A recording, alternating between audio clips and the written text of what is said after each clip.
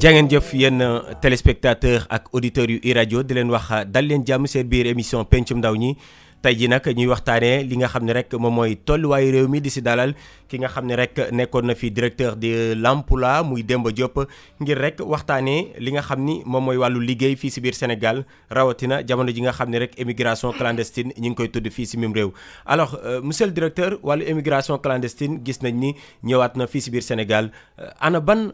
jàngat nga si def ak recrudescence bi. waaw jàngat bi ñu ci def rek mooy déjà bala ñuy sore. ñun dañuy bëgg toujours leeral parce que mbir mu ñuy wax aussi dañ koy teg ci xam-xam teg ko aussi ci li nga xam ni mooy compétence donc di rappeler rek ni nit ku nekk en réalité yoon c'est-à-dire li ñuy wax déclaration universelle des droits de l'homme daf ko reconnaître li ñuy wax le droit au déplacement dafa am un certain nombre de droits humains yoo xam ni nit ki doo ko am migration droit la pour tout être humain et loolu je pense que déclaration universelle des droits de l'homme moo ko reconnaître ñëpp wutum mbaax wutum njekk ak tekki loolu aussi droit la kenn mënu ko vraiment bañal kenn et ñuy rappeler ni dëkk àdduna bi am na dëkk yu bëre yoo xam ne tey si tey développement am na fa parce que migrants yi dañu contribuer gouvernement Sénégal même day wax ni li migrants yi doon contribuer bi ñu ko wàññee tey da nga gis ni bi ko Covid bi wàññee da nga gis ni dafa répercuté wu sur vraiment au niveau national di wax rek ni am na dëkk yoo xam ne dañ leen tudd tey milliardaires u Éthiopie c'est des gens qui sont à l'étranger qui réaffectent des ressources au niveau national investir di wax ni Corée du Sud Japon Chine ba ci Europe migration nañu def pour en réalité mën rapatrier des fonds rapatrier des ressources pour mën développer donc c'est dire que migration droit la maintenant bi ñuy waxu migration dañu déggoowul ci yenn yi mooy dafa am au niveau international li ñuy wax la convention internationale pour la protection des travailleurs migrants et des membres de leur famille bi nga xam ni ONU moo ko adopté en 1990 ñu ni woon nag en 90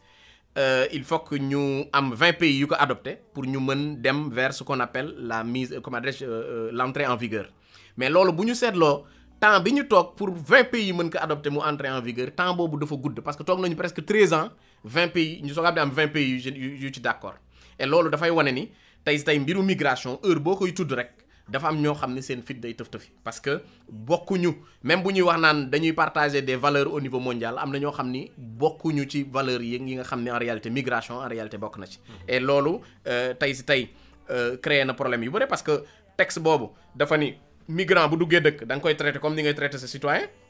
comme ni ngay traiter membre de sa famille même problème expulsion de citoyens yi ñuy wax ñu naan am na accord amul accord mais texte boobu ma lay wax convention internationale sur la protection des travailleurs migrants et des membres de leur famille article 22 am dafa ni expulsion mënoo def expulsion de masse mënoo ni migrant bi dama koy jël ak famille am ak ay mbokkam ak ñu mu àndal ñu génn leen dëkk bi non article 22 dafa ni situation expulsion bu nekk da nga koy étudier au cas par cas travailleur bi da ngay étudier cas am famille am nga étudier seen cas et cetera nga xool en réalité nooy def donc c'est dire que question la boo xam ni tey lëmbi na àdduna mais convention boobu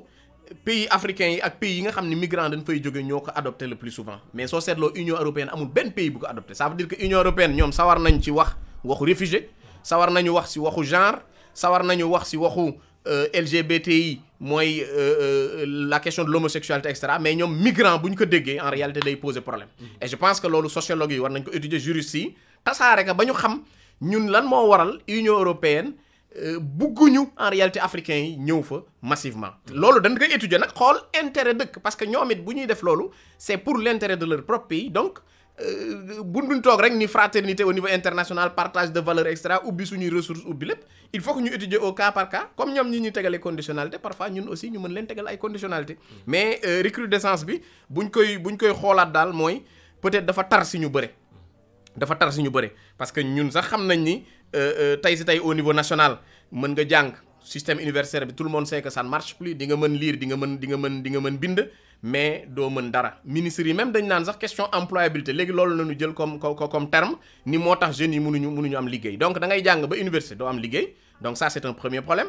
nga jàng ba tekki même sooy fonctionnaire nekk dans l'administration on t'oblige à faire de la politique wala doo tekki doo avancer boobu beneen problème la troisième chose da ngay jàngale même ba am xam-xam ñu war la jël ci université yi doo jàngale université Sénégal et loolu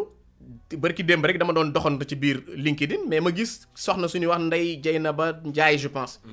Université Laval lay jàngale ak Strasbourg mu doon lu ma yéem parce que droit international des migrations lay jàngale te mu koy jàngale ay doomu tubaab te Sénégal gi waroon mën bénéficier wu si loolu c'est dire rek que dafa am lu ñuy wax désenchantement à l'égard en réalité de la chose bi nga xam ne moom la sociologue yi di wax bi nga xam ne moo tax ñu bëri gisuñu seen bopp ci lu bëri. D'accord alors mais directeur suñu daan gis ay jamono émigration clandestine peut-être nit ñi suñ koy def ngir wuti liggéey la tey ñu gis ay doomu Sénégal yu nga xam ne dañuy am liggéey ba noppi bëgg ko fu wàcc dem bitim réew mu jaral leen sax ñu jaaree ko si gaal gi est-ce que loolu am na benn explication boo xam ne mën nañ ko jox. waaw c'est que benn affaire aussi nañ ko jéem comprendre mooy. Sunu économie nationale dafa am nu mu tëdd tey ANSD def na benn enquête recensement sax la def moo gën exhaustif en 2016 muy xool Sénégal koom bi nan la toll ak entreprises yi nan nañu day ANSD ni Sénégal am na 407 882 entreprises en 2016 et ñu gis ni entreprises yooyu pratiquement 97% yëpp informel la c'est-à-dire ay boutique bu mbagg la ay place u Sandaga et cetera et cetera. loolu nag dem na ba nga xam ni benn moment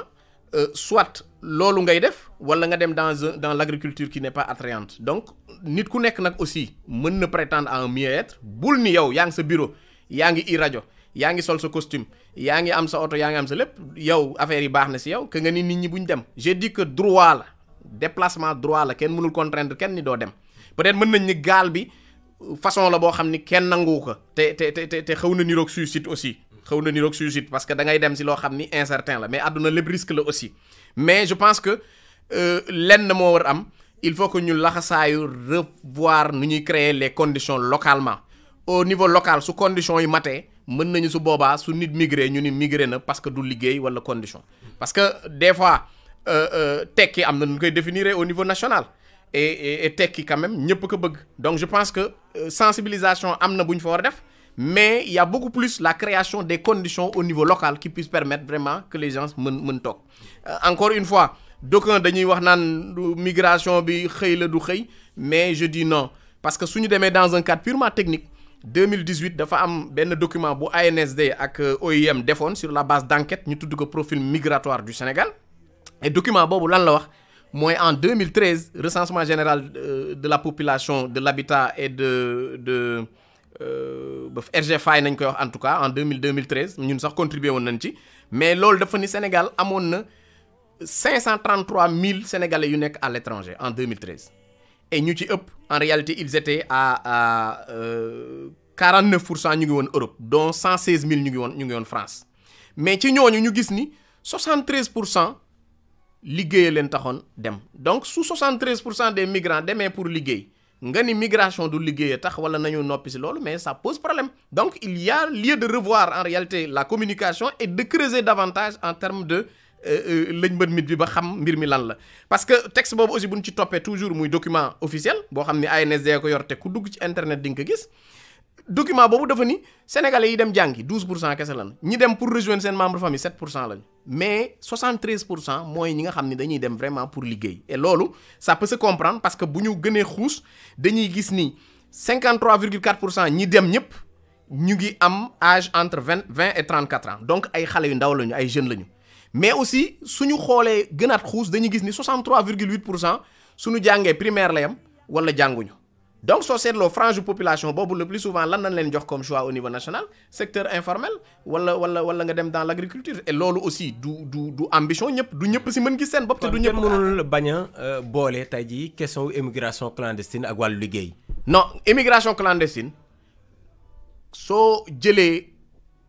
par rapport aux chiffres yu ñu joxe mooy immigration clandestine c'est essentiellement orienté vers les questions d'emploi su fekkoon nit ñi am nañu en réalité les conditions les gens n'allaient pas en réalité migrer te loolu xool ka ci man ak yow tukki nañu dem nañu fépp xool ka ci ministres yi xool ka ci autorités sénégalaises yi ñi am visa yëpp normalement di dem à l'étranger di dellu si da ngay dem séminaire ak atelier des fois boo defee semaine da ngay am envie ñibbi parce que ceebu jën ngay nam ñun africain lañu dañu bëgg suñuy waajur bëgg suñuy doom bëgg suñuy soxna donc ku dem sa xel lan lay nekk mooy toujours dellu si donc nit mënta dem pour doxantu nit mënta dem pour tourisme waaw donc nit ñi liggéeyee tax ñuy dem donc je pense que encore une fois chiffres yi wane nañ ko il faudrait maintenant en termes de communication nit ñi ressaisir parce que instant bi peut-être sénégalais yi am na ñu leen metti population yi vraiment ils sont metti na dur na xale yi dem dee si géej gi et cetera loolu luy am mooy en tant que responsable les gens doivent s'assumer parce que gouvernement dafa am li ñuy wax mooy rôle am mooy assurer service public gouvernement daf fi nekk pour la population et loolu il y a pas de honte à accepter que migration bi c'est parce que nit ñi il ne se voit pas en réalité carrément développé au niveau national moo tax ñuy dem et loolu boo ko nangoo da ngay def rupture rek jël ay décisions yu mat déroulé ni fii ak tuuti dinañ def li et la preuve tey si tey problème migration am na mais seetlul kan moo si agir tey boo nee volonté politique et cetera man mën naa ni président de la république kenn ëpp ko volonté politique parce que mënoo jiite pays ba pare buggoo ko développer def na lu nekk Abdoulaye Wade def na lu nekk mais il y a des structures qu'on a confiées à des personnes mais ñooñu on ne les voit pas en réalité dans ce contexte là am na ñoo xam ne même bu ñuy wax doo déglu emploi les gens ils vont à la télé ils vont à la radio pour weddi lu nit wax wala truc weddi chiffre BIT et cetera alors que dañu war dem sur des choses structurantes man dafa am lu may rafetlu rek mooy actuellement ñetti structure rek laa gis ñu fi def loo xam ne dal na sama xel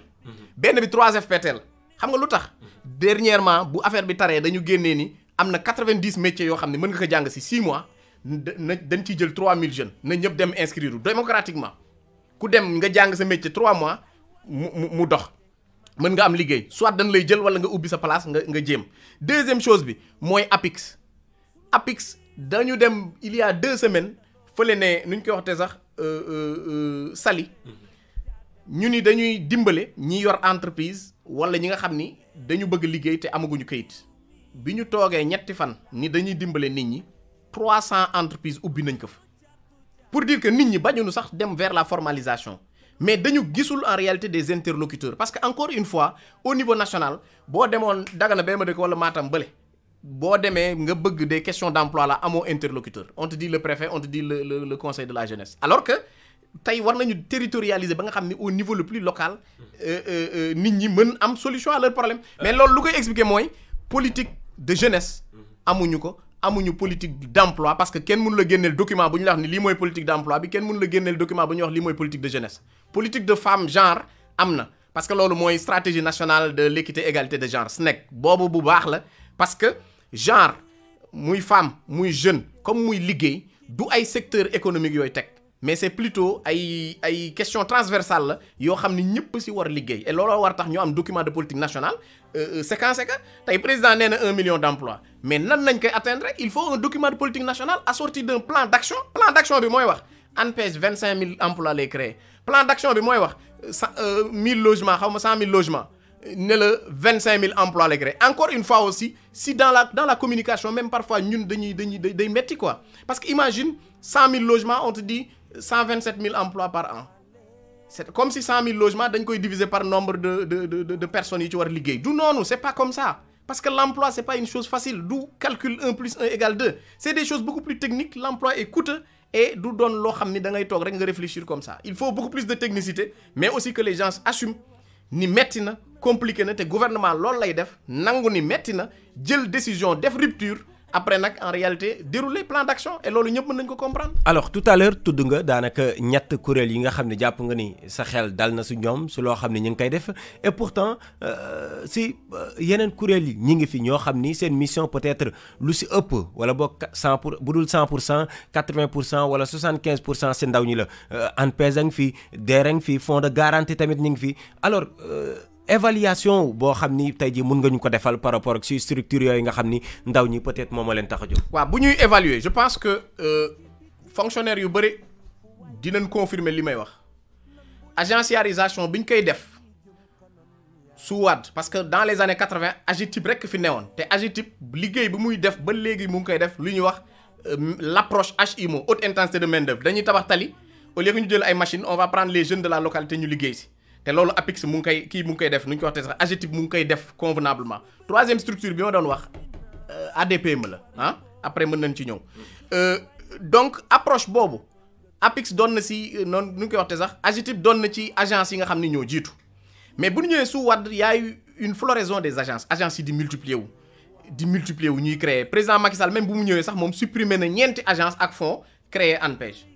et loolu lan moo koy expliquer avant loolu président Macky Sall bu mu njëkkee ñëw dafa supprimer 54 directions ak agence su ma juumul loolu mën nañ ko trouver waat ci net bi je pense pour dire que y a nécessité de rationaliser mais agenciarisation boobu ñun dañu gis ni dafa yàq système bi yàq administration et déstructurer complètement l'action publique. Pourquoi? Sénégal tey soo doon compter ñiy dem ci mbiru ndaw ñi ñiy concentré wu ci formation emploi wala l'accompagnement des jeunes mën nga ci am lu ëpp 35 agences ak structures yu bokkul ak direction nationale nag laa wax structure yooyu yëpp tey ci tey da ngay gis ñoom ñëpp seen objectif premier lan la ñuy wax emploi moo leen tax jóg su fekkee ñëpp emploi kay moo leen tax jóg mieux vaut ñu def ko benn structure. Et deuxième chose mooy dans ces structures là le plus souvent nit ñi ay objectifs rek na ni annoncé mais jamais nga gis benn rapport bu wane ni voilà le nombre d'emplois qu'on a créé voilà le nombre de jeunes qu'on a accompagnés loolu je vous mets à défi hein man je pose ça sur la table su fekkee am na structure yoo xam ni mën nañu de façon saccadée ni la 2016 lii nañ def 2017 ba 2020 nañ ko indi sur la table ça je vous mets au défi c'est une chose purement technique les gens ils annoncent des objectifs mais lan mooy nekk ci ginnaaw mooy ça devient juste une structure de fonctionnement parce que da nga am 2 milliards mu nekk fonctionnement investissement y a zéro et la preuve tey si tey suñ doon comparer Sénégal comme les autres pays du monde benn structure wala ñaar ñoo war a exister sur les questions d'emploi direction générale de l'emploi dañu war a am boo xam ni day xalaat sur les questions en réalité stratégiques définir ay politique ak yu demee noonu def suivi deuxième structure bi ANPEJ la waroon nekk ANPEJ lu ko yàq mooy jeune bi ñu si dugal parce que boo ci defee jeune mooy ku am plus de 35 ans du ci bokk donc ça veut dire que même su fekkee day financer day accompagner ñi am plus de 35 ans donc beneen structure moo leen jël loolu tax direction de l'emploi doon agir si loolu ñaar yooyu boo ko amee doy na parce que beneen structure boo indi problème ngay indi tey si tey ANPEJ lan mooy mission ANPEJ day dem seeti entreprise yi wutal xale yi stage ANPEJ day mobiliser gars yi accompagner leen ñu am business plan ANPEJ da doon financer parce que financé na fi 2 milliards en 2016 nit ñi di yaakaar desit bi donc quelle est la pertinence d'autres structures yoo xam ni seen budget de fonctionnement boo ko jëloon mat na budget ministère du travail fii des structures yu bëri seen budget de fonctionnement boo ko jëlee ëpp na 2 milliards te loolu quand même bu ñu ko yaxanaloon si 10 structures mais tu as 20 milliards boo xam ni mën nañ ko investir sur l'emploi des jeunes qui plus est structure boo créé dafay dem jëli cadre yi newoon ci biir direction nationale yi wala mu jël li newoon ANPEJ wala truc donc ça ne marche pas donc en termes de résultats ñu bëri ils peuvent pas vous dire lii ak lii nañ def président de la République mooy sonn rek parfois soññ gars yi ñu dem def tuuti financement et cetera mais je pense que l'impact réel attendu en réalité atteindre ko 2014 le président avait supprimé FNPJ ANEJ ANAMA et OFEJBAN je pense pour créer ANPEJ loolu doyoon na ANPEJ bu ñu ko joxoon moyen parce que ANPEJ en 2016 2017 ANPEJ amoon na personnel boo xam ni ak technicité boo xam ni bu ñu ko dugalaloon 10 milliards par mois par an du moins ANPEJ règle le problème aux jeunes yi mais cela n'a pas été fait tey si tey qu'est-ce qu'on voit on voit beaucoup plus ay spectacle ay nit yuy wane nii c'est des hommes hyper puissants et cetera et aujourd'hui même ça devient compliqué parce que tu vois des ministres pleins yoo xam ni qui vont devoir s'asseoir avec des gens qui ne sont pas en réalité ministres. autrement dit lu jëm si wàllu ut liggéey wala direction yi nga xam ni moom la ñu war a taxawal fii si biir Sénégal bëri na cacophonie. non waxuma bëri cacophonie mais tey si tey ça tire un peu partout tey boo jëloon organisation administration problème bi ñu lay njëkk wax mooy circulation de l'information. même fonctionnaire bi mënoo am accès à l'information je vous défie jëlal situ agence ak yii ngay wax jëlal yëpp seen site nga xool ban moo lay bindal sitam nombre de résultats yu mu def ça n'existe pas doo ko gis soo génnee ADPME génn peut-être beneen structure doo ko gis ça c'est d'un de deux les gens kenn amul accès si ñoom de trois on a des structures yoo xam ne fonctionnement la amul investissement donc bu amul investissement ça veut dire que on paye des salaires on paye des charges mais du dem donc je pense que y a des choses qui ont été faites parce que tey dans le cadre du PRODAC il y a des choses qui ont été annoncées il y a des choses qui ont été faites mais je pense que niveau bi ñu ko waroon defee par rapport à l'attente de la population foofu moo des et loolu mooy conséquence su kii résurgence immigration clandestine situation bi je vous dis bala ñu si génn ça va être extrêmement compliqué parce que c'est des ruptures profondes qu'il va falloir faire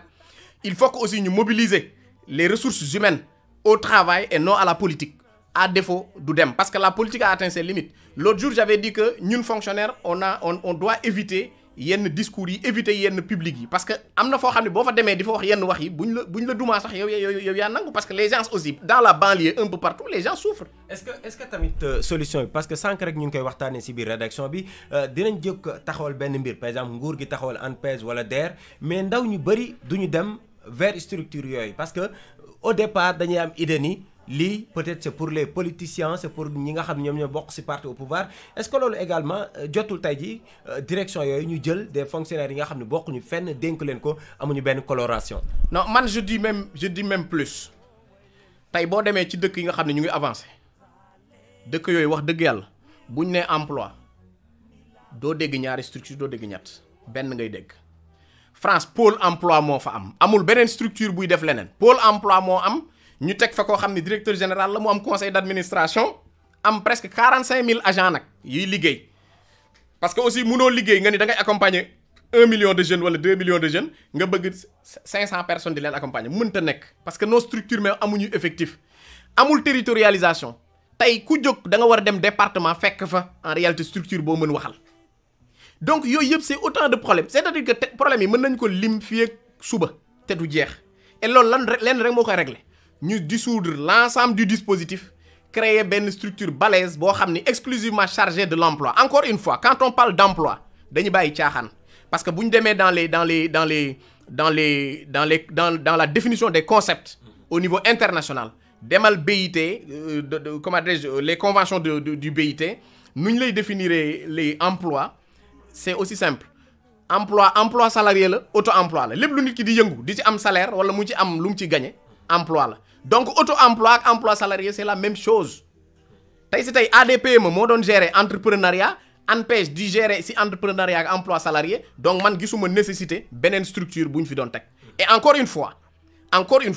nit ñi ñu ngi rey seen bopp dans les directions nationales et dans les services di dund ak ay budget yoo xam ni ay 20 millions ak 30 millions la te ils font des résultats tey tu ne peux pas confier 10 milliards 20 milliards 30 milliards à des structures qui ne rendent pas compte et pour lesquelles on n'a aucun impact parce que am na yoo xam ni impact amu ci te suñu waxantee dëgg impact amul à défaut na gars yi def audit génnee affaire yi mu leer nit ñi xam parce que tey je pense que y a beaucoup de jeunes au sommet si sur la gestion des questions d'emploi migration bi gars yi dañ ci am problème boo xam ne xamuñu nu ñu koy régler te loolu moment dafa jot ñu dem vers la technicité moment dafa jot ñu bàyyi divertissement yeeg yëpp travailler exclusivement en réalité pour l'intérêt du Sénégal et conseil des ministres bi passé boo ko dégloo bu baax président am na yu bëri yu mu wax mais su fekkee xam nga ni ñuy gérer gouvernement nu ñuy gérer ministère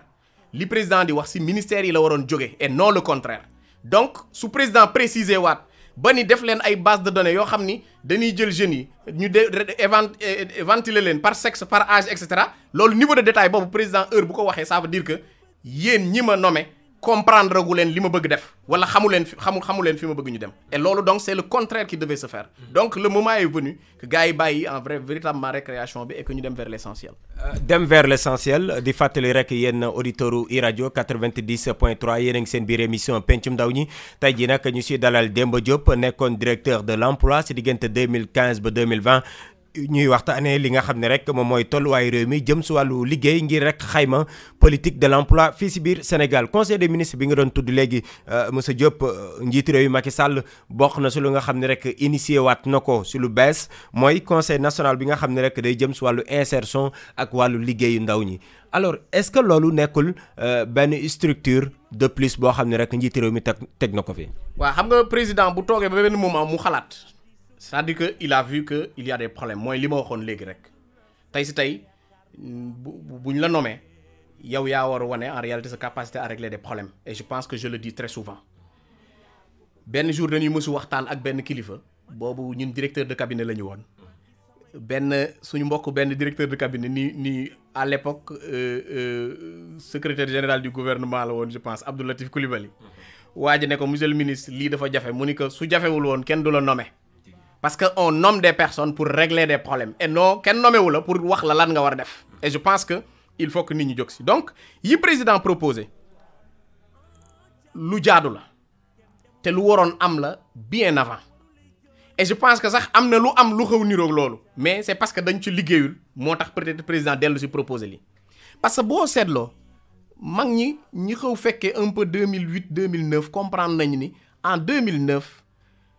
le président de la République avait créé à l'époque ce qu'on appelle le Haut Conseil pour l'emploi et la formation. En 2009, décret de 2009, Haut Conseil pour l'emploi et la formation. Tapez leen Google, di ngeen ko gis, di ngeen gis mission yi. Structure de coordination la woon sur toutes les questions d'emploi et de formation. Bi nga xam ne day permettre ñu xam lan la ñu soxla ci formation, lan la ñu soxla ci emploi, def matching bi régler ko. Loolu, imaginez-vous que président loolu existe depuis 2009, mais buñ ko créé 2009 par décret, 2011 la ko Souleymane Ndéné Ndiaye à l'époque premier ministre si la ko installé. Te bu mu ko installé amatul réunion. C'est-à-dire qu'on installe le Haut Conseil. Premier ministre moo koy coordonné, qui coordonne l'action gouvernementale, et il n'y a pas de réunion de coordination sur les questions d'emploi. C'est un problème. Deuxième chose, en 2016, le Premier ministre Boun Abdallah Dionne avait produit un arrêté primatorial boo xam ni mi ngi créé woon benn structure bu ñuy wax comité technique intersectoriel sur l'emploi et la formation. Donc lële dafa ñëw presque mu waroon nekk li nga xam ni moo doon ressuscité au conseil nekk structure technique am buñ ko installé en 2016 février 2017 je pense nañu def benn réunion après amatul réunion. Donc pour cette fois-ci lenn rek mooy changé mooy jeune bi ñu si dugal lenn rek mooy changé mooy présidence de la république bu ñu ko bëgg ancrer. Maintenant président de la république je pense que li muy def am na lu mu ci lëñ bët loo xam ne ñun xamuñu ko mais ce que je sais mooy cette nouvelle structure dafa wone benn faille de coordination au niveau ministériel. On ne parvient pas entre ministères vraiment à communiquer sur les questions d'emploi. Le ministère même en charge des questions d'emploi tey du ministère boo xam ne am na suffisamment d'outils mën forcer gars yi ne leen toog leen ma évaluer les questions d'emploi ma joxe ay orientation. xam nga lan moo ko waral. C'est une question transversale question. Non même bu transversale. Mais yow bu ñu nee yow yaay ministre bi yow yaa war rendre compte. Mais nan ngay rendre compte su fekkee yow ANPEJ même su amee jeunesse emploi mooy objectif premier ba donc ministère de l'emploi la waroon nekk ça c'est d'un. De deux DER mënut a nekk présidence parce que présidence niveau stratégique la niveau opérationnel la war a dem même booy am délégué général il doit être sous un ministre mu nekk chef am mën nga am un délégué général ministre délégué wala ministre conseiller je sais pas mu nekk sous la coupole d'un ministre plein. Yeneen structures yi ngay jël yépp en réalité amuñu seen droit d'être su fekkee emploi mooy truc moo tax tey je dis la proposition mooy structure bu ñu jël ci gouvernement bi tey mu ni objectif premier am emploi la dañ ko war tas dugal ko ci biir ministère de l'emploi. Donc quand tu as un ministre de l'emploi qui a un budget par exemple emploi de 50 milliards 100 milliards mais kooku lu mu deful ci mooma mais tey demal ministère de l'emploi assemblée nationale ñu ngi dem ci session yi de mais boo jëloon budget emploi bu ministère de l'emploi ëppul 1 milliard 300 millions ëpp ko. Imagine comment on peut être un ministre en charge des questions d'emploi munoo am budget bu ëpp 2 milliards ci emploi donc qu'est-ce que tu fais dans le domaine et c'est la raison pour laquelle le ministre de l'emploi de tout temps là day am problème mu coordination day am problème mu truc et on te dit demal nga saraxu ay structures pour coordonner ak ñoom c'est comme ça que ça se passe les gens ils font la porte auprès de la DER et des autres structures pour am ay financement wala truc alors que le contraire devait se faire le ministre moo waroon toog ni kaay leen ngeen dëju ñu waxu emploi ma wax sama feuille de route kenn ku nekk xool nu mu ci agir donc c'est une question de très compliquée à l'époque dañ ko daan wax Birima Mangara assemblée gars yi dañ ko doon wax financement emploi baaxul parce que budget bi demeewul noonu et Birima Mangara il disait que non le budget de l'emploi est au ministère de l'agriculture et cetera parce que c'est à l'occasion de yooyu nañu créé mais du noonu demal France nga dem Pôle emploi demal Québec nga dem emploi Québec yooyu c'est des structures dans lesquelles on met tous les moyens maintenant structures yu ñu créé yëpp mën na nekk ay départements ñi nga xam ne ay directeurs généraux lañ mën na leen def ay directeurs dedans personnel bi soxla wuñ ko supprimer on en a besoin mais ñu créé benn structure boo xam ni département bu nekk dina fa am branche ñun commencé woon nañ ak direction de l'emploi avec un petit projet boo xam 300 millions rek fa nekkoon de pour ñu def dans tous les départements ce qu'on appelle des missions locales pour l'emploi et l'entrepreneuriat mais bof puisque nit ñi du ñu am moyen aussi parfois ils ne peuvent absolument rien faire et vous avez même vu que da ngay dëkk ci localité ñu nommé la dañ dem ba booy yi dañuy comprendre parfois que ku ñu nommé rek da ngay politique ñun chez nous da ngay dem Dagana benn booy ne la defu leen fi dara parce que da ngeen war xalaat dëkk bi yéen for investir et cetera xamuñu ni yow tu travailles en réalité pour un pays et sa boîte day fees dell ak CV doo xam noo koy def tu as un budget moi j'ai démarré avec la direction de l'emploi avec un budget de 16 millions en 2016 on a travaillé rayante ba 2020 2020 on était en 1 milliard 300 millions bu matee nag après ça suscite l'appétit peut-être politique ñu dàq la après on met un politicien c'est comme ça que le système fonctionne et qui fait que on n'aura jamais de résultat parce que éternel recommencement lay nekk parce que on remplace des gens et d'autres qui viennent en réalité n'ont pas de moyens ou n'ont pas en réalité les ressources qui permettent vraiment de continuer donc moo tax pour tey ñu régler ce problème là définitivement man dama ni investir dans l'agriculture baax na PAP 2A lu normal la président da ko réfléchir ot public kii ko nu ñu koy waxte sax communiquer si PAP 2A mënuñu am lu ko gën leer si génn ci Covid 19 bii problème mu financement peut-être nañ ko mën wax comme PSE mais mën na nekk une solution parce que PAP 2A suñu xoolee ci chiffres yi dañ ni on doit pouvoir créer 213 000 emplois par an warul nekk wax li président di créer nii loolu dafa war mën sëgg woo structure yëpp ñett leen ni kenn ku nekk ñaata ngay contribuer si 1 million d'employés et que ñu évaluer à chaque fin d'année. alors démb rek benn auditeur mi ngi koy wax si iRadio suñ la déggee ngay wax dafay mel ni njiiti réew mi mun na togg c'est-à-dire idées yi. mais yàq bi on dirait que foofu la poser problème foofu la problème bi di am. waaw mais yàq président de la république du moom mooy yàq moom togg la mën def wax mais tey techniciens yi ministres yi directeurs yi ñoo war a lijjanti le reste. mais seetlul tey xam nga problème bi fan lay gën nekk mooy dans les directions nationales yi nga xam ne nit ñi dañu war a xalaat stratégie yeeg yu demee noonu da ngay gis directeur national boo xam ni salaire am du mat 500000 nga dem agence bi nekk à côté assistant directeur ba 800000 lay fayu c'est la triste réalité et c'est des choses qui frustrent en réalité des fois nga ñëw agence ba peut-être day dem nekk structure boo xam ni kenn du ko mën maîtriser et je pense que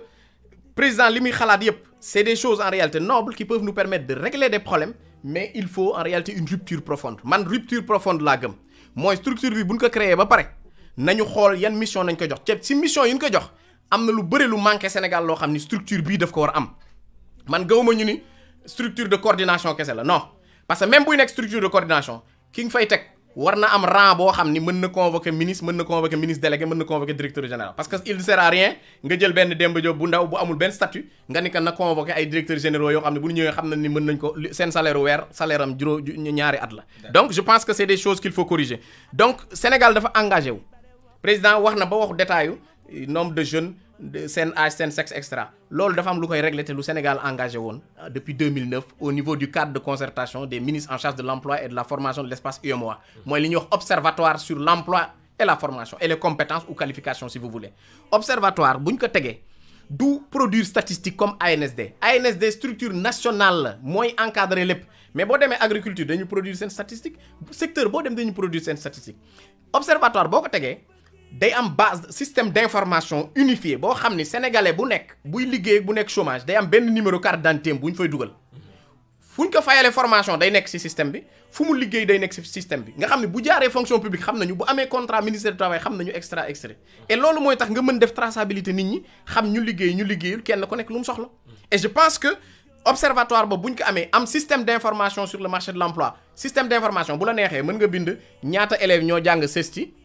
war pare déwén nekk jigéen te âgé entre 25-30 boo ko coché woon ay kii nga cliquer système d'information bi daf la koy jox te loolu mën na nekk. d'accord donc soxlawuñu vraiment yenn yi. d'accord alors mais gis nañ ni tey jii li nga xam ne moom mooy wàllu ñàkkum liggéey fii si biir Sénégal parce que lii ngay wax yëpp bëgg-bëgg bi mooy ñu xeex ñàkkum liggéey fii si biir Sénégal rapport bu yàggul dara doon na fësal ni Sénégal daanaka ñetteelu réew la si Afrique foo xam ne rek ñàkkum liggéey am na fi doole ki nga xam ne moom mooy Dramane Aïdara bu directeur bu BIT donc bu OIT fii si biir Sénégal. waaye ba mu jàkkaarloo ki nga xam ne moo di Mamadou Ibra Kane daal dinay weddi boobu les rapports mais mun nañu wax ni quand même c'est une réalité même su fekkee ne suñu réew nekkul troisième mais am na fi doole lool ñàkkum liggéey. non chômage am na mais rapport boobu man j'ai été parmi les premiers yi nga xam ni dama génn publiquement Facebook ak fépp j'ai dit amul parce que déjà au monde amul benn pays au monde ça je dis kuy technicien wala ku am xalaat na nga ñëw nga weddi ko y a aucun pays au monde bu am taux de chômage 30% amul parce que chômage nu ñu koy définir dañ koy définir sur une population nationale boo jëloon miig population nationale nga dindi si ñu amul 15 ans ñooñu mat nañu 6 millions soo dindee màgget yi mat nañu presque 1 million donc presque da ngay am 8 millions de sénégalais yoo xam ni amuñu âge u liggéey wala liggéeyatuñu ñu retraité nañ wala xale yu amagul âge parce que liggéey 15 ans la ba 64 ans donc tu as 8 millions de Sénégalais sur lesquels statuer 8 millions yooyu tu sors tout ce qui est étudiant tu sors tout ce qui est truc parce que ñooñu duñu chômeur mënuñu nekk chômeur mënuñu am kii bi parce que ils sont en formation donc soo génnee au moins di nga am 2 millions 3 millions foofu ñu ngi lay wax 3 millions élèves ak yu demee noonu donc tu as presque 4 millions 5 millions sur lesquels tu statues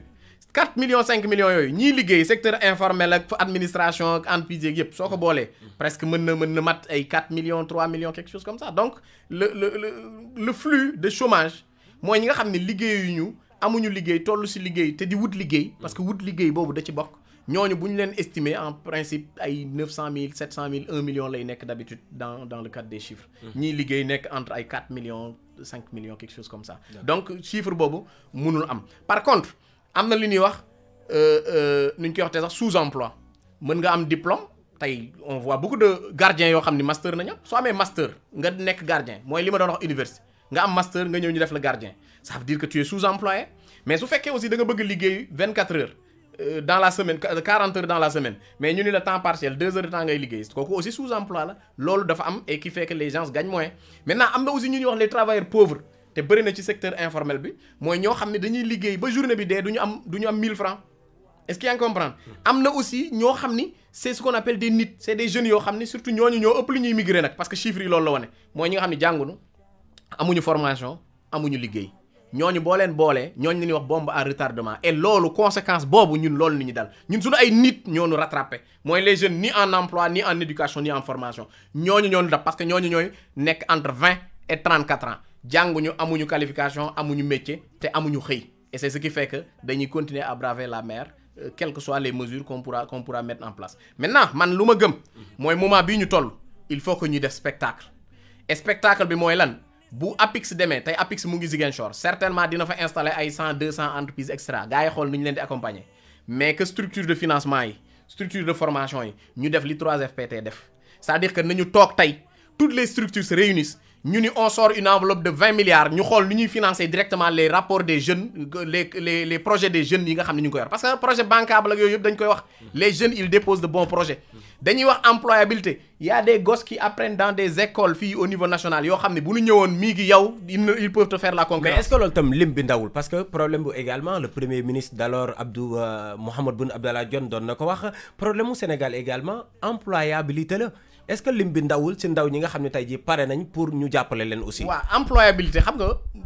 da ngay xool rek en réalité nan nga koy définir parce que employabilité dafa am culture ou esprit entrepreneurial am. employabilité mooy lan mooy la capacité d'être employé c'est-à-dire que le fait que nit ki mën def nu muy amee liggéey su ko ñàkkee amaat ko tey quand tu es dans l'entrepreneuriat on ne parle plus d'employabilité on parle d'esprit entrepreneurial ou de culture entrepreneuriale te tey on oriente beaucoup plus les gens vers la culture entrepreneuriale donc. nañu travailler sur ça 3FPT lu muy def ça renforce l'employabilité mais tey ñi am diplôme qu'est-ce qui atteste que su 100 amee diplôme 100 yëpp liggéey nañ dans l'année xam nga loolu c'est une équation qui est là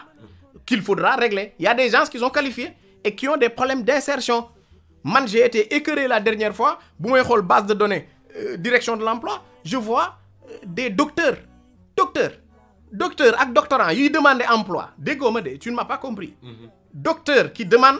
un emploi salarié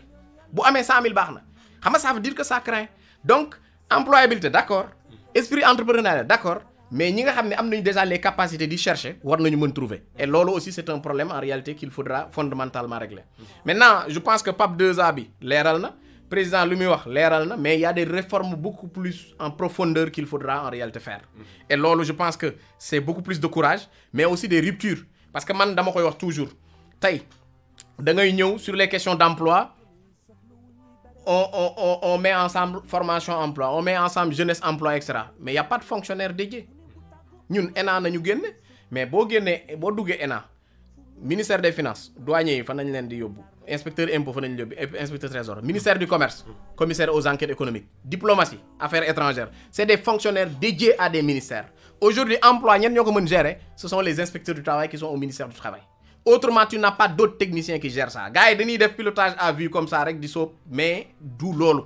donc emploi nañ ko rompre delloo ko ministère du travail nga xam ni emploi ak travail nekk les deux pièces faces d'une même pièce ça c'est d'un de deux il faut dissoudre les structures créer une structure unique bi nga xam ni ki nga fay nommer da nga koy def appel à candidature si tu veux wala boo ko nommé à la fin de chaque année ñu évaluer nga jox ay objectifs quantitatifs yoo xam ne daf koy atteindre autrement dañuy dem nii rek mais le problème dina gën tar te duñu am en réalité lu ñu koy expliquer lu dul toog di def ay débat politique. d'accord alors di fàttali rek yéen a ngi seen biir émission pencum ndaw ñi tey jii ñu si dalal kii di Demba Diop nekkoon fi directeur de l'emploi ñu fas yéene rek xayma politique de l'emploi fii si biir Sénégal seen biir émission pencum ndaw ñi 90.3 fii si Ndakaaru alors ñu ngi si pàcc bu mujj si émission bi alors tey jii suñuy wax si wàllu ndaw ñi ba pare laataa ñuy dëkk si solution yu mujj yi est-ce que ndaw ñi également mënuñ leen joxañ baaraamu tuuma tey jii soo leen doon jéem a orienté ak tolluwaay jamono fan lañ war a gën a mën a investir ñoom ndaw ñi. waaw léegi li ngay njëkk a leeral mooy comme je dis rek mooy dañu naan le président de la République est le père de la nation ñu ni la moo war a définir la politique de la nation tey politique de jeunesse amul document ça je mets au défi ku ko am na ko génne. amul document de politique de jeunesse bu nit ñi mën teg sur la table nañu commencer par loolu parce que jeune. ministère de la jeunesse day liggéey ak ñi ñuy wax les CVAV day liggéey ak ñi ñuy wax éclaireurs du Sénégal ñooñ ñu ci bokk xam nga ni c'est des jeunes di yoo xam ne dañu leen tàggat yar leen wax leen jàngal leen vivre en commun jàngal leen dund association. Il y a des associations religieuses mooy les jeunes Tidiane les jeunes Layène extra loolu dañ ko war a multiplier def ko à l'échelle nationale. service civique national du ay 2000 wala 1000 volontaires da ngay jël presque 100 000 jeunes par an ñu dem defi service militaire def citoyenneté. def truc jeune bi da nga koy former ci loolu mooy mu tàggat xolam mu xam ni lu mu am moo koy gañal boppam mu mën vivre avec les autres mu mën en réalité am ay objectifs mën xam nu muy positionner wu dans sa société et cetera et ministère de la jeunesse loolu lay liggéey ministère de la jeunesse du ministère de l'emploi encore une fois parce que les gens se confondent toujours que. parce que si pàcc boobu ngay wax parce que ñu ngi ko doon suivre conférence de presse bu gouvernement bi doon amal da ngay dégg ministre de l'emploi ak ministre ndaw ñi kenn ku nekk yaa ngi défendre jëm si wàllu immigration clandestine jëm si wàllu liggéey ndaw ñi alors finalement on ne comprend plus lan moo war a doon taxawaayu jëwriñ bi nga xam ne moom moo yor wàllu ndaw ñi si wàllu liggéey kon. waaw déedéet xam nga dafa am li ñuy wax promotion économique des jeunes socio-économique des jeunes promotion socio-économique boobu mën nga jàppale jeunes yi ñoo am stage mën nga leen jàppale ci yenn yi mais emploi yoroo ko emploi ministère de l'emploi moo ko yor et foofu la mbir mi war a nekk. kon loolu moom foofu rek mu daal di dañ. non loolu moom du objectif primaire du même mission primaire donc promotion socio-économique mën na nekk leneen maintenant man li may gën wax mooy politique de jeunesse bu ñu koy wax mooy jeunes yi da nga leen di delloosi ñu am civisme bëgg seen dëkk et cetera mais yooyu yëpp c'est des systèmes am na li ñuy wax éducation populaire du CEDEPS yi ngay dégg éducation populaire ñi fay nekk si lan nañu qualifié ñuy tàggate ay jeunes et cetera et cetera je pense que tey on parle de maison de la jeunesse ak yooyu yëpp mais war nañu reformater tout remobiliser les fonctionnaires bàyyi caaxaan aussi parce que on jette beaucoup de pierres si fonctionnaires yi parce que ñun lu ñuy naxe mooy à un moment donné on dit que le Sénégal compte 127 000 fonctionnaires 500 millions yi ñuy fay budget bi c'est-à-dire le quart du budget à l'époque fonctionnaires yi nañ koy fay loolu du dëgg parce que ce qui se passe mooy les budgets salaires yi ci nekk ci agence yi la nekk salaires yi ci nekk en réalité c'est pour des fonctions en réalité purement politiques mais fayuñu ko fonctionnaires yi moi je te dis que direction nationale yi demandez le salaire des directeurs nationaux doo ci am 50% wala 40% yu am 500 000 francs par mois lii man maa la ko wax donc demal ci direction nationale yi nga xool seen budget y a des directions yoo xam ne budget c'est zéro la structure ne fonctionne pas et loolu c'est le moment est venu de dissoudre l'ensemble des structures maintenir personnel bi def ay départements dans la superstructure à créer su boobaa ñëpp liggéey nga def ay objectifs et cetera ñu mën attaquer et que lu ñuy yàq en termes de fonctionnement carburant et cetera benn structure mën na ko yàqanal on peut avoir 50-60 milliards en faisant la dissolution de toutes ces structures donc politique de jeunesse bi bu amee ba pare maintenant PAP 2A dafa leeral 10 secteurs dans lesquels dañ ci war a investir pour non seulement am croissance économique mais aussi pour mën rattraper suñu gap par rapport aux autres pays et loolu BAD Banque africaine de développement bi doon gérer PAPEJ projet bu baaxoon mais bu rencontrer ay problèmes yu bëri parce que ay problèmes politiques la aussi quoi à un moment donné BAD bu mu defee étude bi ak BOS direction de l'emploi ak ANSD lan nañu gis mooy état bi fu mu dugal 1 milliard su fekkee ci numérique bi la mën na créer 300 emplois directs su ko dugalee dans l'agriculture mën na nekk 236 emplois su ko dugalee ci infrastructure nag mooy ay terre ak affaire yooyu 17 emplois rek la am 1 milliard boo dugal 17 emplois ngay am donc comment est-ce qu'on peut dire ay 100 000 logements xaw ma lan 600 000 emplois c'est un calcul qui ne passe pas maintenant agriculture nañ fa investir nañu investir ci numérique nañu investir sur le tourisme nañu investir sur toutes ces structures là mais loolu dafa laaj une préparation en amont à la fois au niveau de l'administration avant même comment dirais-je au niveau des jeunes et jeunes yi aussi ñu yóbbu leen mooy toujours li may wax ministère de la jeunesse lu mu war a def dafa am lu ñuy wax économie sociale et solidaire am na même ministère bu ñu ko consacré loolu ay coopérative lay créer ak ay association adduna bi fi muy dox nii mooy pauvreté fépp fu mu am suñ ko bëggee régler il faut que nit ñi di def GIE ay association di travaillandoo collectivement di gagner ressources pour ku nekk mën ci génn loolu rek moo ci mën génne nit ñi projet yi seetlul tu finances 1000 jeunes 999 ya dañuy 999 ya pratiquement dañuy échouer les gens utilisent les financements à d'autres fins parce que xam nga lu ñu war a def mooy on a un secteur informel qui est déjà là da ngay nekk dans un pays boo xam ni am na ñoo xam ni daara nañu jàng kenn amul benn finalité bu ñu leen di jox dans le système tey ñi jàng daara bawol booy séeréer bu nekk àll ba tiiw ñooñu rek am décomplexe instant bi ñooñu rek ñoo nekk des jeunes sans complexe aujourd'hui parce que ñooy ñëw Dakar raxas oto ñooy jaay mango extra ba ubbi seen boutique ñooñu nag tey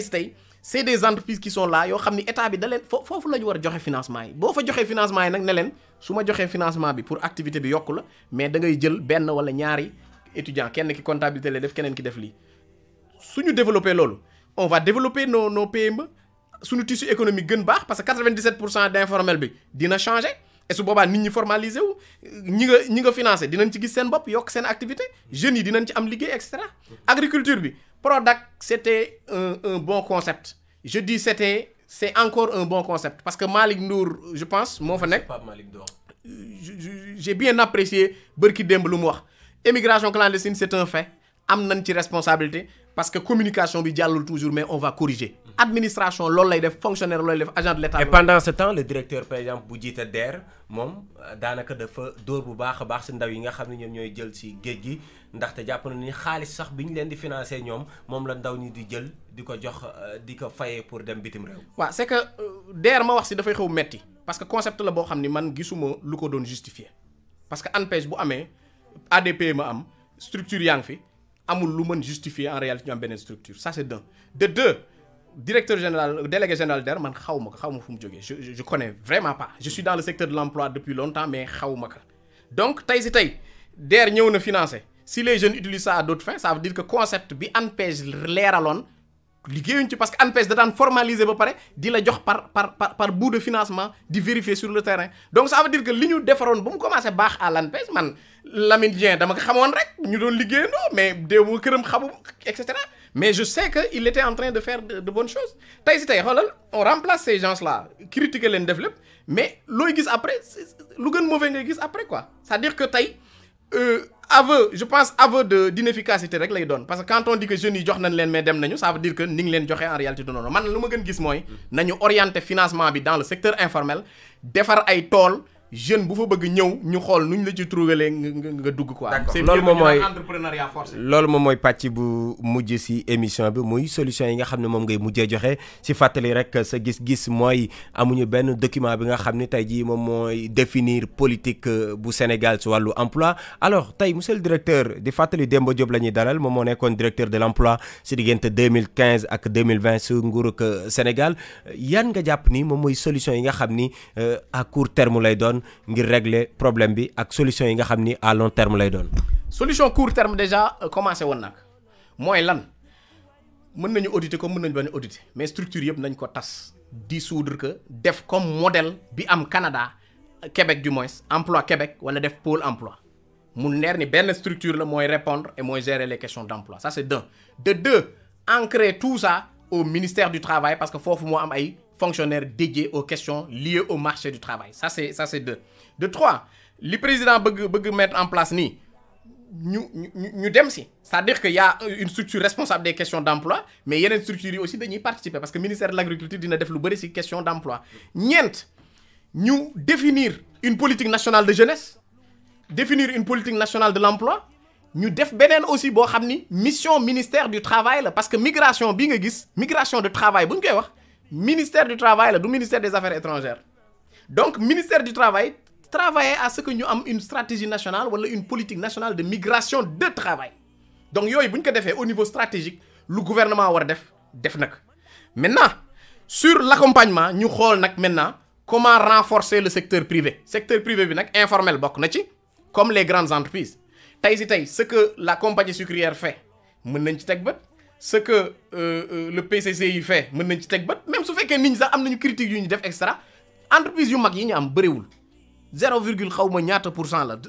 amul benn kii 0,2% je pense mooy les grandes entreprises qu'on a au niveau national représenté wul pratiquement rien du tout donc les grandes entreprises ñu accompagner leen ñu def genre parrainage pour les jeunes et cetera ñu financer le secteur informel capacité ko def leen de véritables PMI parce que y a une récente loi sur les PME bi nga xam ne 2020 bii la parce que loi de 2018 bi on a vu que doxul carrément donc ñu accompagner le secteur informel renforcer que mu nekk de grandes structures yu mën fay impôt fixe et cetera ñu defar aussi les locaux yi gars yi nekk parce que tey ku nekk secteur informel lan la lay wax mooy difficulté problème de locaux problème d'accès au crédit problème d'installation et cetera ñu régler yooyu bu ñu ko régler nag maintenant dinañu mën diplôme yi aussi ñu xoolaat que parce que on ne peut pas autoriser n'importe école mu jàngale n'importe quoi booy bi su génnee à la fin il ne sait absolument rien faire am naa xalaat nag sur formation ak éducation mais loolu peut-être que dinañ ko développer feneen mais man li may proposer mooy l'université sénégalaise nañ ko privatiser désormais ku fay dem nekk ku nga xam ni une recherche pointue ngay def wala ngay def en réalité comment dirais-je l'enseignement lu ko weesu ñu jël formation professionnelle remplacer que par le système universitaire à partir de la classe de seconde loolu rek nañu mën def pour am modèle suisse boo demee Suisse tey lu tax sénégalais yi fa nekk mënuñu jël femme de ménage parce que la femme de ménage est rémunérée à 4000 francs suisses par mois salaire boobu mooy salaire u boucher bi mooy salaire u yenn fonctionnaires yi ci bureau yi c'est-à-dire que y a une respectabilité au niveau de l'emploi dans ces pays là boo demee ñi liggéey ci égout yi ñoo ëpp salaire ñi toog ci bureau yi il faut que ñu egg niveau boobu. mais suñu pays bi Sénégal est-ce que mën nañ xalaat naan dañuy privatiser suñu université yi. non xam nga lu tax ma wax loolu du problème accès wala exclusion tey quel est l'impact boo yi dem université quelle est l'utilité d'aller à l'université xale yi koo laaj ñu ciy xalaat naan recherche nañu def ak xam-xam ak comme man ak affaire yooyu bëriwuñ te def nañ ñuy considérer mais xale bi ngay wax ni da ngay jàngi pour après nga def lan liggéey nañ la wax te liggéey qualification la te qualification même boo doon def droit nga ni da nga ci qualifié il faut nga spécialiser aussi droit maritime wala extra pour mu nekk qualification autrement tu es généraliste tu ne sers à rien du tout donc man foofu laay waxee c'est-à-dire que tey on amène des gosses à l'université ils sortent de l'université avec rien du tout ils attendent de l'État parce que c'est légitime et on n'a pas quelque part où les mettre parce que amul lenn en réalité lu ñu mën en termes d'activité alors que suñu jëloon formation professionnelle transformé ko mën na am niveau licence et cetera mais mu nekk dans des instituts wala ay écoles nationales wala truc parce que tey encore une fois il y a des collèges français affaire yooyu yoo xam ne ñoom ñun li ñuy jàng sociologie maîtrise moom la booy di jàng classe de terminale donc man foofu laay waxee pas exclure les gens mais que université format actuel bi ñu changer que et que qu'on professionnalise exclusivement les formations nga xam ni ku liggéey ku jàng ba pare di nga mën def installation électrique ku loo joxul xëy dans une entreprise nga mën yor sa bagage ubbi sa place wala xool noo alors Demba Diop ñi ngi ci cappaandaw li nga xam ne rek moom moo di émission bi ñu bàyyi la rek kaddu gu mujj gi laataa ñuy tàggatoo. waaw di la remercier rek mi ngi parce que plateau yu mel nii aussi duñ ci sawar le plus souvent parce que Sénégal débat bi dañ ko yàq les gens ne veulent que parler de politique et ñun gis nañ ni loolu doxalatul dëkk et soo xoolee tout dernièrement dafay mel ne Sénégal dafa mel dañu politique nañu gën soxla ak stratégie politique plutôt que ay compétences te loolu dafa war jeex Covid-19 dañ ci war jàng immigration clandestine bi jeexagul te ça va être encore beaucoup plus compliqué parce qu'on n'a pas encore de solution yu leer tey spectacle bi gars yi di xaar mooy ñu financer sur une longue période des jeunes yoo xam ne nit ñi dañ ci teg bët et qu'on voit que ñu ngi réussir loolu amagul donc ça va être compliqué donc Sénégal suñu Sénégal la li ñuy wax nag c'est dans le souci juste exclusivement de bien faire man awma animosité par rapport ak len la preuve yàlla daf ma nattoo man mbiru xam-xam gëstu laa xam ak partage instant yi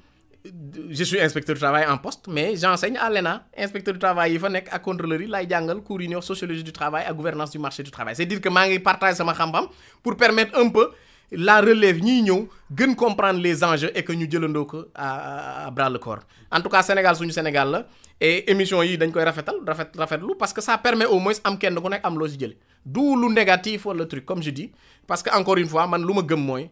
dëkk xam-xam ak compétence ñoo koy développer plutôt que stratégie politique et bu ñu demee ba nga xam ni Sénégal tey on développe des écoles d'art oratoire plus que des écoles en réalité de formation professionnelle et technique man y a de quoi en réalité s'inquiéter. ñu koy jaajëfal bu baax a baax mu nekkoon Demba Diop nekkoon fii directeur de l'emploi ci diggante 2015 ak 2020 ak ñun doon nañ waxtaanee li nga xam ne rek moom mooy politique de l'emploi fii si biir Sénégal outils yi nga xam ne rek jotoon nañ ko fi teg 2012 ba tey doon nañ ko xayma ak moom dégg ngeen li nga xam ne rek moom mooy gis-gisam si yu bëree bëri weccoo na ak ñun li nga xam ne rek moom moo di xam-xam ñu koy jaajëfal bu baax a baax di jaajëfal tamit ñi nga xam ne rek ñoom ñooy auditeur u iRadio di jaajëfal tamit Maxime Sène mi nekkoon si technique bi te di leen jox dig daje ay bés yi di ñëw si beneen numéro